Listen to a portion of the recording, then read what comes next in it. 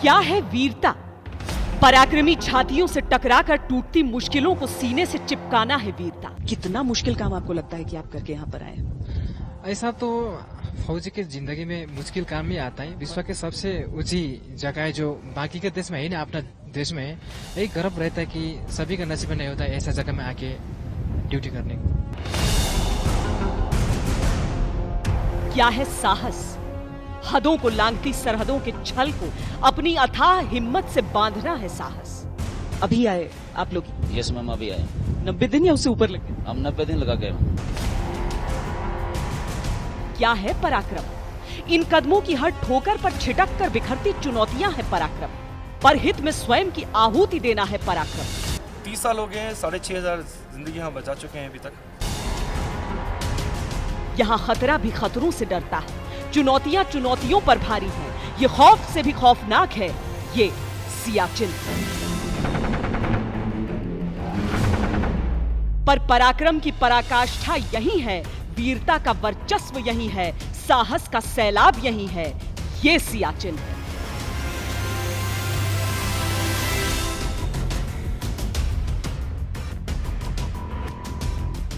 नमस्कार, जय हिंद, वंदे मातरम। हम इस वक्त दुनिया के सबसे ऊंचे रण क्षेत्र में खड़े हैं, यानी सियाचिन ग्लेशियर। हम यहाँ पर एक एक जगह आपको दिखाएंगे कि किस तरीके से हमारे सैनिक तैयारी करते हैं उस भीषण परिस्थिति की, जहां पर पहुंचने की आप सोच भी नहीं सकते हैं, कल्पना भी नहीं कर सकते हैं।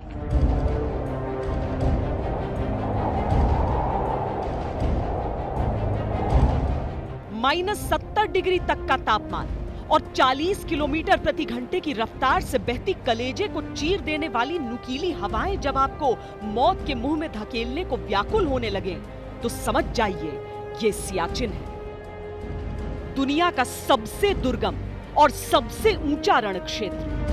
कितनी भी कठिन परिस्थिति हो, लेकिन बैठे रहते हैं हमारे सैनिक, क्योंकि आखिर पूरे देश का सवाल है, हमारी जान का सवाल है, हमारी सुरक्षा का सवाल है। चाहे हम इनकी परवाह करें या न करें, ये हर दम, हर पल, हर क्षण करते हैं समूचे देश की परवाह।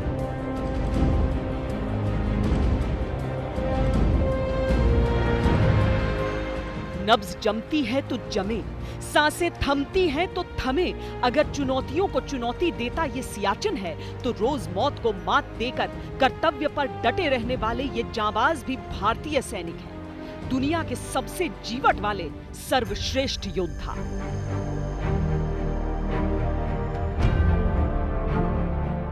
सीना ठोक कर अगर हम और आप वंदे मातरम कहते हैं, तो किसकी सांसों की लड़खड़ाहट शामिल है उनमें?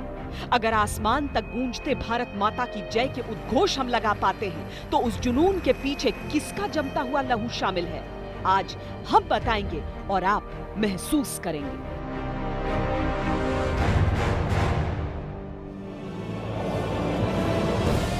जरा सोचिए, -70 डिग्री पर सर्दी की हालत क्या होती होगी? हमारा दावा है कि आप सोच ही नहीं पाएंगे, लेकिन हम आपको आज महसूस कराते हैं वो विकट परिस्थिति।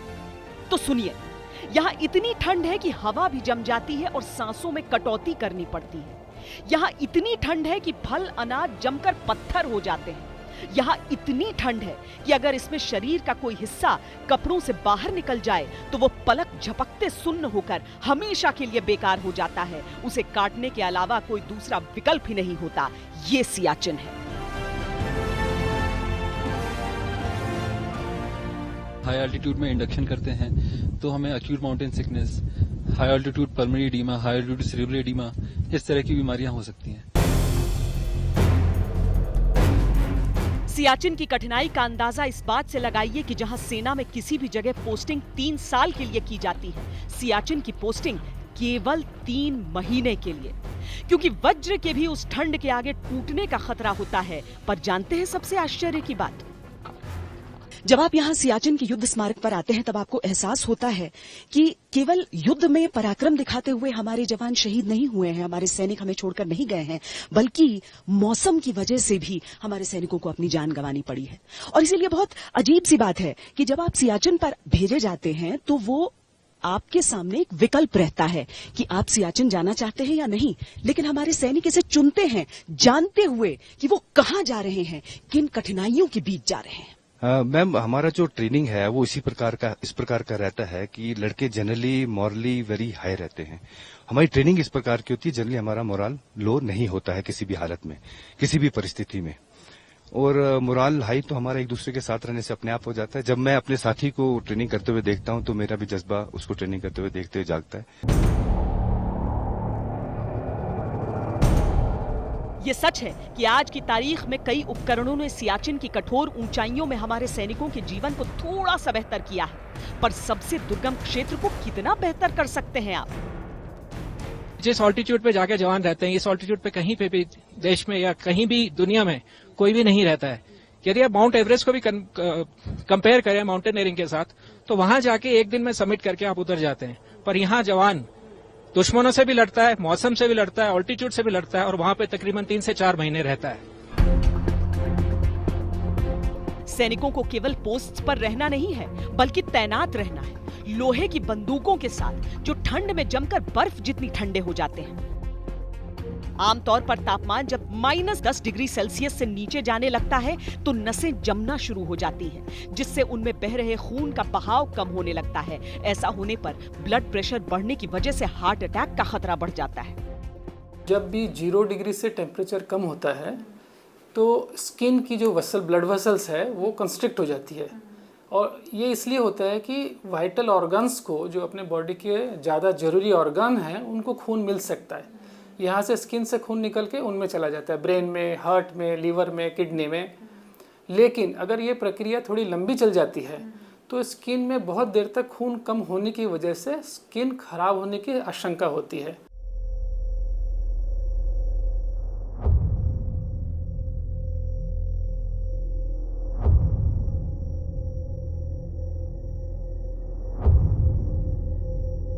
क्या मौत किसी ने देखी है?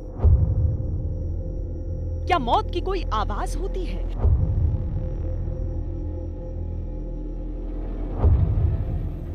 क्या मौत का कोई रंग होता है?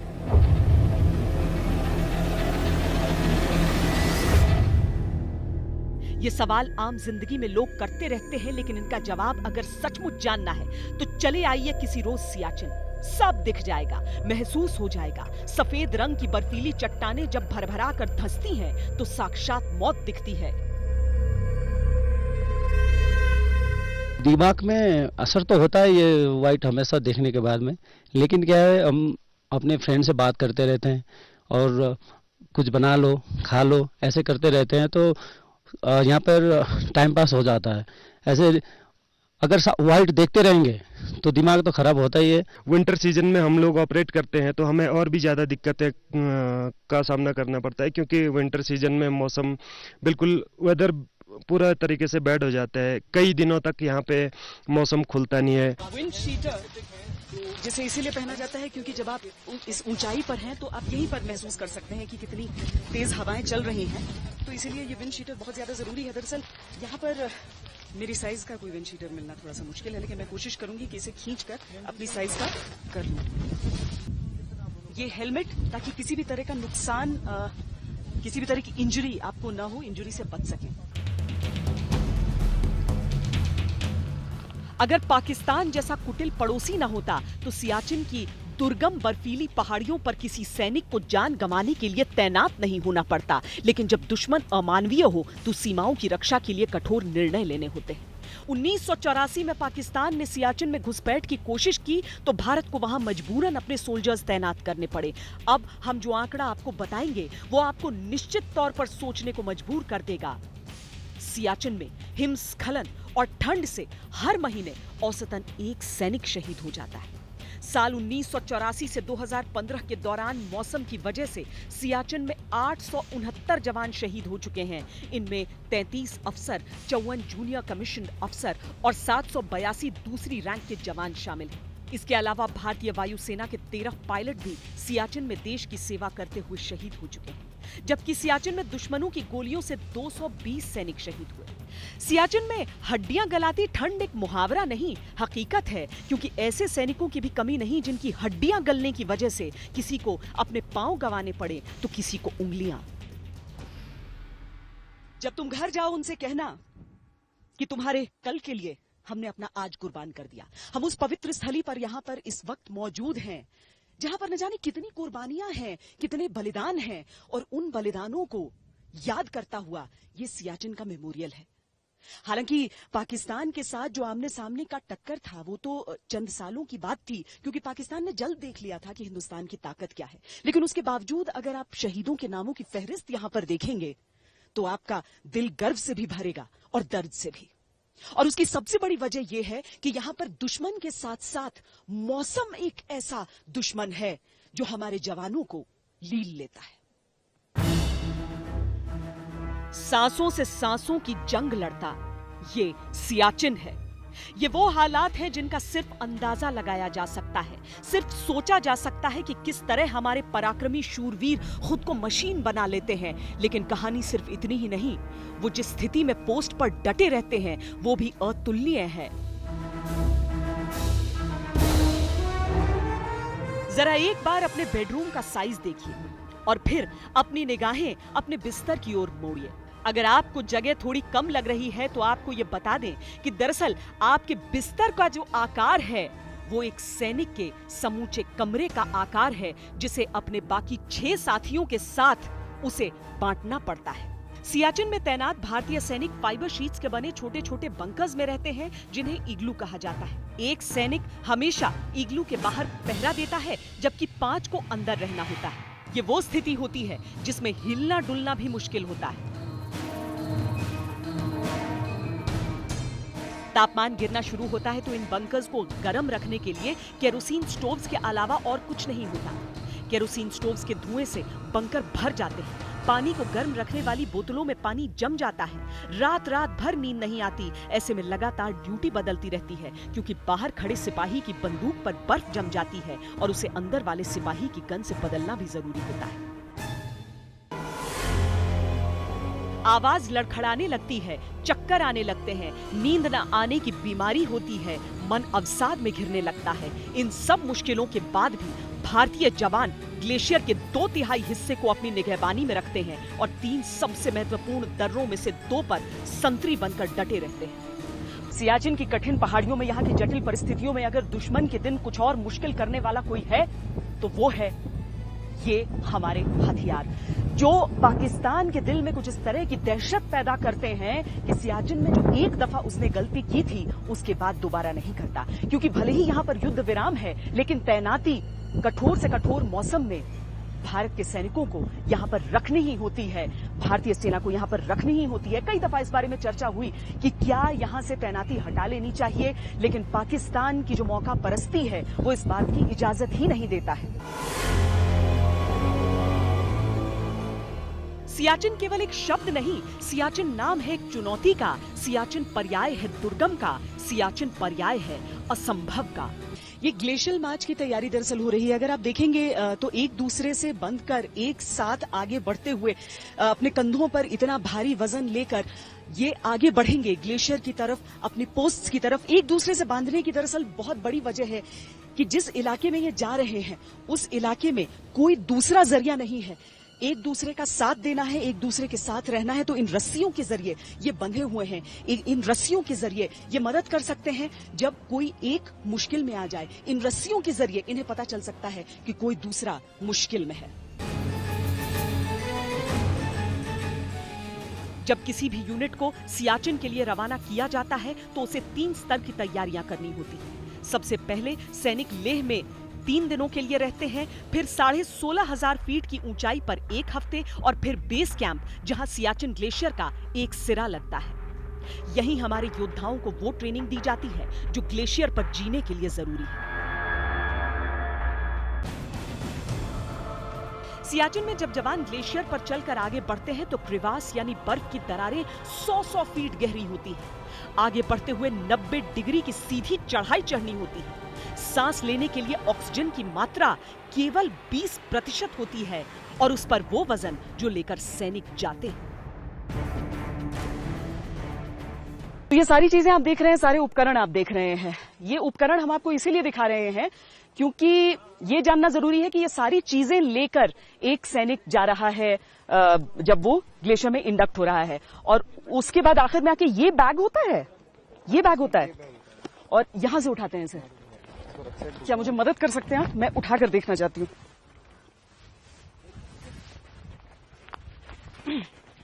ये वजन उठा के वो पहाड़ पे चढ़ते हैं। ये 30 किलो का वजन है और 30 किलो का लगभग, हाँ लगभग 30 किलो का। लेकिन इससे ज्यादा बड़ी चीज ये होती है भारतीय सेना की वो परंपरा कि आपके साथ जो साथी चल रहे हैं उनका भी ख्याल आप ही रख रहे हैं, उनके बारे में आप सोच रहे हैं आपको। और इस वक्त हमें आईएमए की वो ट्रेनिंग और एनडीए की वो ट्रेनिंग भी याद आती है जिनकी तस्वीरें हमने ली और वहां पर दिखाया जाता था कि चाहे पनिशमेंट हो चाहे कुछ हो, आपको ज्यादा से ज्यादा वजन लेकर भागने दौड़ने चलने सबकी आदत होनी चाहिए। देखिए इतनी देर बोलने में मेरी सांस कुछ इस तरह की फूल रही है।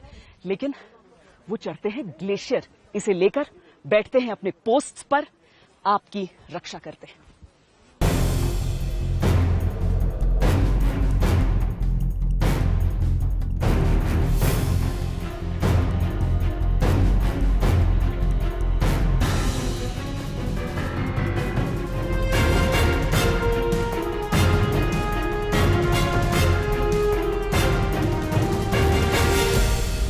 सियाचिन में कहा जाता है कि यहाँ पर आपसे मिलने केवल 2 तरह के लोग आते हैं, या तो आपके पक्के दोस्त या आपके कट्टर दुश्मन।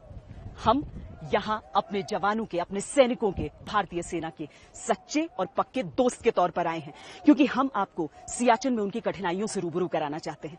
यहाँ जिस वक्त यहाँ पर जहां मैं खड़ी हूं, ये सियाचिन ग्लेशियर है। आपको लगेगा यहाँ मिट्टी है, पत्थर है, रेत है, लेकिन दरअसल जब भी कोई विशाल हिमखंड होता है बर्फ का, आप समझ लीजिए उतना विशाल 76 किलोमीटर लंबा टुकड़ा, तो उसके ऊपर ये चीजें चिपक जाती हैं आकर गर्मी के महीने में। और जब ठंड का मौसम आता है तो इसे ही आप बिल्कुल सफेद देखेंगे। वहां दूर देखिए वो नुब्रा नदी है।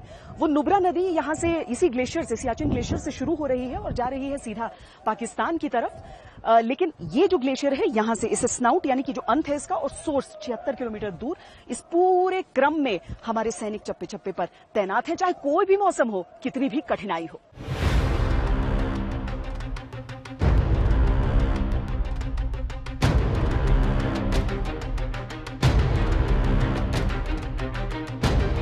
ये एक पावन अवसर था उस जुनून को समझने का जिसे एक सैनिक तमाम उम्र जीता है। सैनिक कड़े प्रशिक्षण के बाद सियाचिन के इन हालात से जूझने के लिए तैयार होते हैं और 1.5 महीने की ट्रेनिंग के बाद ग्लेशियर पर जाने से पहले ओपी बाबा से आशीर्वाद लेने मंदिर पहुंचते हैं। ये एक ऐसा मंदिर है जहां भक्ति के साथ सिखाई जाती है देशभक्ति, क्योंकि देशभक्ति ही सर्वोच्च भक्ति है। ये ओपी बाबा मंदिर है, लेकिन चूंकि ये सेना का पूजनीय स्थल है, इसीलिए ये सर्व धर्म स्थल है। यानी किसी भी धर्म के आप हो, किसी भी जाति के आप हो, आप यहाँ जरूर आए, अपना माथा टेकें। दरअसल ओपी बाबा सैनिकों के दिलों में बसते हैं। ओपी बाबा वो विश्वास है जो ये कहता है कि वो जटिल से जटिल परिस्थितियों में जाएंगे, उन्हें कोई नुकसान नहीं होगा, वो सुरक्षित वापस लौट कर आएंगे, फिर अपनी देश सेवा में तत्पर।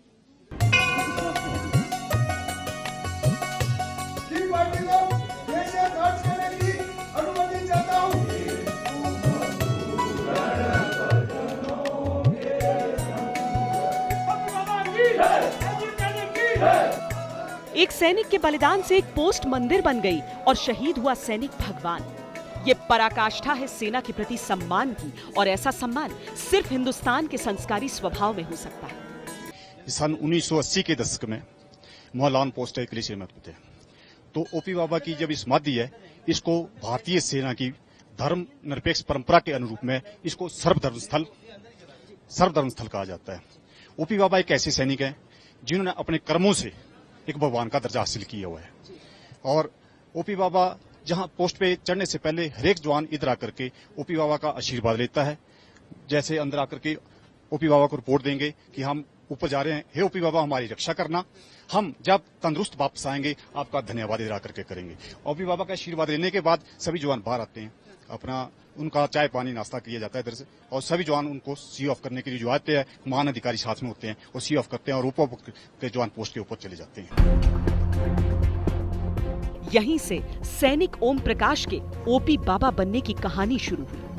जिन ओम प्रकाश का अंतिम संस्कार किया गया था, वो सियाचिन की पोस्ट पर तैनात कई सैनिकों को नजर आने लगे। कई सैनिकों ने उनकी उपस्थिति को महसूस किया। जब कभी वो रास्ता भटक जाते हैं तो ओपी बाबा किसी न किसी रूप में उन्हें रास्ता दिखाते हैं, या जब कभी बर्फीला तूफान आने को होता है तो ओपी बाबा किसी न किसी संकेत के जरिए पहले ही इस बात की सूचना दे देते हैं और जवानों को सावधान करते हैं। चाहे कितना भी बड़ा देश हो, चाहे कितने भी विकसित हथियार हो, लेकिन कहते हैं ना कि सबसे बड़ा हथियार किसी भी देश का होता है उसके फौजी। आपको हम ऑपरेशन मेघदूत की याद दिलाते हैं, जब अचानक भारतीय सैनिकों पर आ पड़ी थी और वो पहुंचे थे सियाचिन की उन ऊंची चोटियों पर, और आखिरकार जब ऑपरेशन मेघदूत अपने अंतिम चरण में पहुंचा था तब तक कायदे आजम पोस्ट बन चुका था बाना पोस्ट। 1984 में पाकिस्तान ने सियाचिन की चोटियों पर अवैध कब्जा जमाने की साजिश रची थी, जिसे लेफ्टिनेंट जनरल पीएन हून के नेतृत्व में कैप्टन नरेंद्र कुमार उर्फ बुल कुमार और कैप्टन संजय कुलकर्णी ने बेमिसाल बहादुरी का परिचय देते हुए नाकाम कर दिया। ये जो इलाका है इस पे पाकिस्तान जो है अपने स्पॉन्सर फॉरेन एक्सपीडिशंस को स्पॉन्सर कर रहा है और धीरे धीरे सियाचिन ग्लेशियर को पाने की कोशिश कर रहा है। तो हमें इस बात का पूरा यकीन है कि ऐसे दुर्गम इलाके में सारे कोई जब तक एक टीम बन करके काम ना करे तब तक कोई सफलता प्राप्त नहीं हो सकती। बिल्कुल स्ट्रेट आइसफॉल होती है, वो ऊपर बैठे हुए हैं, आप स्टेप कप करते हैं ऊपर से मार देते हैं, बड़ी कैजुअल्टी हुई हुआ है। तो फिर भी हम रस्सी बांधते गए चढ़ते गए। तो एक दिन रात को बना सिंह और पार्टी ऊपर चले गए और वहाँ पे ग्रेनेड फेंके उनकी उसको किया। एक बार मार खाकर जो बाज आ जाए वो पाकिस्तान ही क्या। 1987 में मौका पाते ही पाकिस्तान ने 21,000 फीट ऊंची चोटी पर कब्जा जमा लिया, जहां से भारत की तमाम पोस्ट्स पर निगरानी की जा सकती थी। पाकिस्तान ने इस पोस्ट का नाम भी रख दिया कायदे आजम।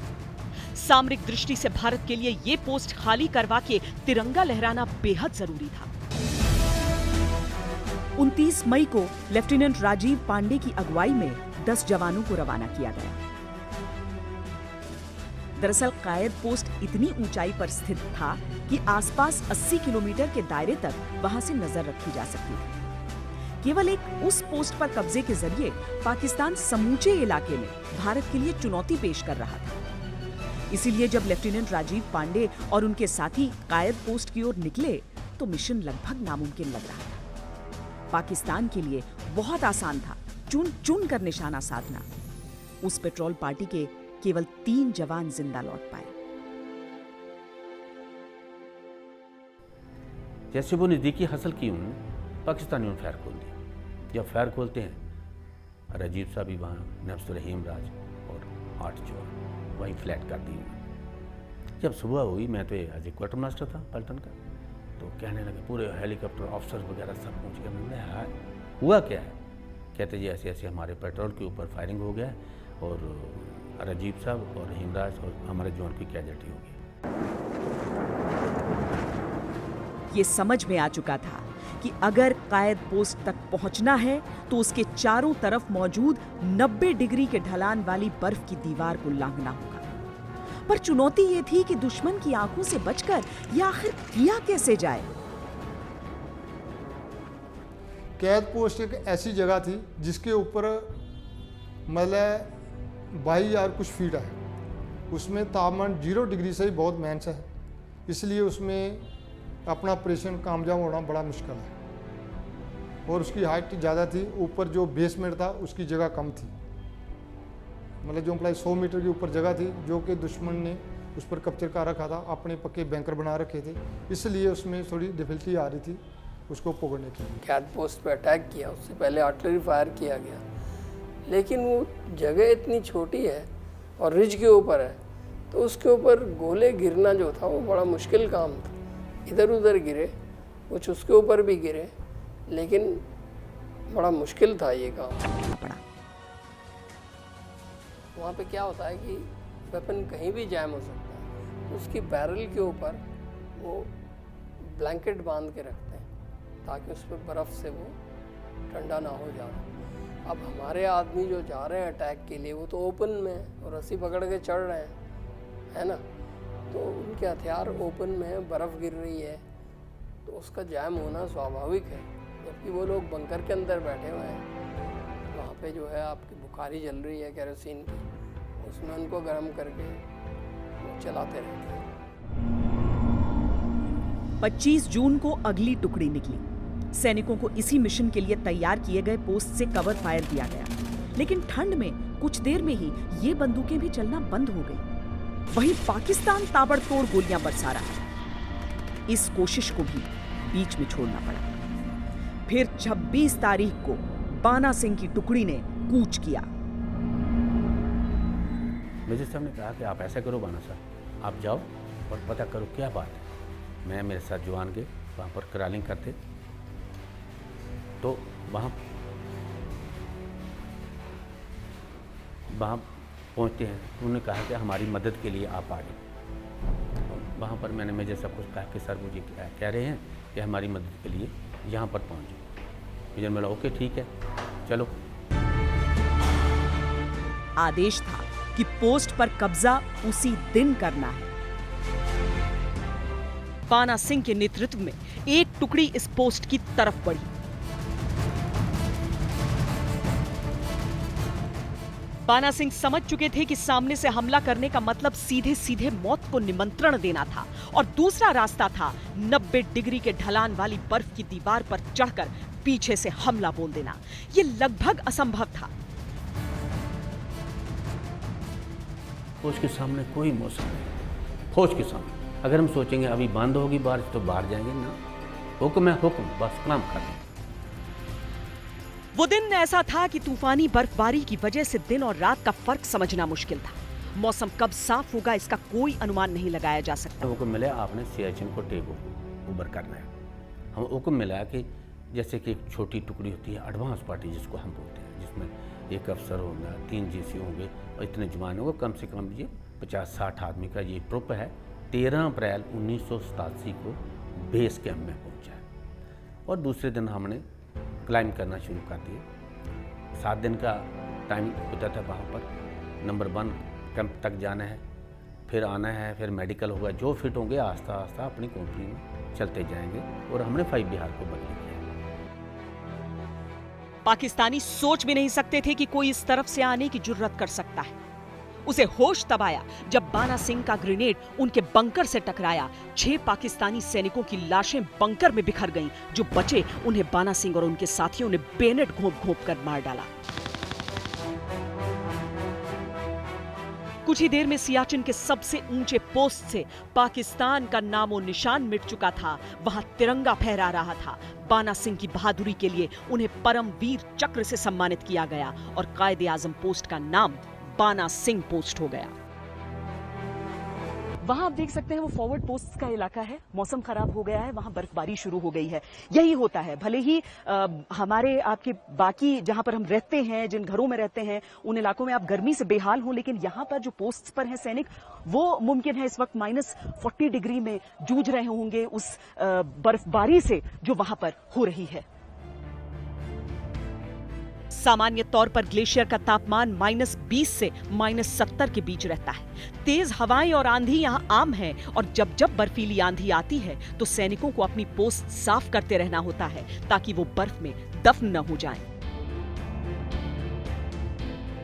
यहां हर दिन एक चुनौती है, हर पल एक संघर्ष। यही तो सियाचिन है। भारत में जब भी जय जवान कहा जाता है तो साथ में जय किसान का नारा गूंजता है, लेकिन जय विज्ञान का नारा भी उतना ही जरूरी है। यहां पर हमारे भारत में विकसित आप वो हथियार देख सकते हैं जो दुश्मनों के पसीने छुड़ा देता है, लेकिन जो रिसर्च की भूमिका है वो यहीं पर रुकती नहीं है। दरअसल सियाचिन में DRDO की भूमिका जो है वो बहुत बड़ी है। आज भी हालात जटिल जरूर हैं, लेकिन डिफेंस रिसर्च डेवलपमेंट ऑर्गेनाइजेशन यानी DRDO की कोशिशों से कुछ मुश्किलें कम जरूर हुई हैं। ये जो जूते मैंने पहन लिए हैं इनका वजन है 3 किलो। अगर मैं एक सैनिक होती तो मुझे अपने पीठ पर लादने होते 30 किलो। और उसके बाद अगर मैं सच बताऊं आपको तो इन जूतों के साथ चलना ही बहुत ज्यादा कठिन हो रहा है। हम दरअसल ये आपको बताते हैं कि सैनिकों को बहुत सारी मुश्किलों का सामना करना पड़ता है, लेकिन उन मुश्किलों का 1% अंश भी अगर हम महसूस कर पाएं तो आपको बेहतर तरीके से समझा सकेंगे। डीआरडीओ ने एक फ्लेमलेस पोर्टेबल हीट सॉल्यूशन नाम का पाउच विकसित किया है, जिसका काम होता है माइनस तापमान में भी जूतों के अंदर पैरों को गर्म बनाए रखना, क्योंकि -70 डिग्री तक के टेम्परेचर में पैरों को सुन्न होने से बचाना एक बड़ी चुनौती होता है। सियाचिन में पोस्टिंग के दौरान जहां तक नजर जाती है वहां तक सिर्फ बर्फ ही बर्फ होती है और मौत जैसा सन्नाटा। सैनिकों में अक्सर ऐसे हालात में भ्रम और अवसाद यानी डिप्रेशन की स्थिति बनने लगती है। डीआरडीओ ने प्रोजेक्ट ध्रुव के नाम से ऐसे बंकर्स को बनाने की दिशा में काम शुरू कर दिया है, जिसमें बंकर में बैठे सैनिकों को बाहर की दुनिया जैसे सामान्य हालात का एहसास हो सके। सियाचिन के बारे में कहा जाता है कि वहां तक पहुंचते पहुंचते एक 2 रुपए की रोटी की कीमत 100 रुपए हो जाती है, लेकिन उससे बढ़कर मुश्किल ये है कि गर्म खाना नहीं मिलता, टिन्ड फूड से गुजारा करना पड़ता है। डीआरडीओ के अंतर्गत आने वाली डिफेंस फूड रिसर्च लेबोरेटरी ने सैनिकों के लिए ऐसे पाउच का निर्माण किया है जिसमें रखा हुआ खाना लंबे समय तक गर्म रह सके। फिलहाल तो सैनिकों को खाने के लिए डिहाइड्रेटेड सब्जियां भेजी जाती हैं, जिनमें स्वाद तो नहीं लेकिन पौष्टिकता जरूर मिल सकती है। डीआरडीओ ने ऐसे टॉयलेट्स भी बनाए हैं जिनमें ह्यूमन वेस्ट को गैस फॉर्म में खत्म कर देने वाले बैक्टीरिया खुद ब खुद पैदा होते हैं। डीआरडीओ लगातार ऐसे उपकरणों के निर्माण में लगा हुआ है जिनसे 22,000 फीट तक की ऊंचाई पर बैठे हमारे जांबाज सिपाहियों के कठोर जीवन को कुछ सरल बनाया जा सके। लेकिन फिर भी हर साल दुश्मन की गोलियों से नहीं बल्कि मौसम की मार से मां भारती के वीर सपूत शहीद होते रहते हैं, जिनमें सबसे बड़ा दुश्मन है एवलांच। उपकरण कितने भी विकसित कर लिए जाएं, जितनी भी तकनीक झोंक दी जाए, चुनौती तो ये है कि आखिर में उन जटिल पोस्ट्स पर बैठना तो एक हाड़ मांस के इंसान को ही होता है। हृदय नहीं, वो पत्थर है जिसमें स्वदेश का प्यार नहीं। वंदे मातरम में हम ये कहानियां आपके लिए इसीलिए लेकर आते हैं ताकि आपको पता चले कि हमारे देश की हिफाजत कैसे हो रही है, उसकी तैयारियां हमारे सैनिक किस किस तरह के बलिदान करके करते हैं। आज के लिए इतना ही। वंदे मातरम। अगर आपको हमारा ये वीडियो पसंद आया है तो आप भारत तक को सब्सक्राइब कर सकते हैं, साथ ही लाइक कीजिए हमारे वीडियोस और शेयर कीजिए।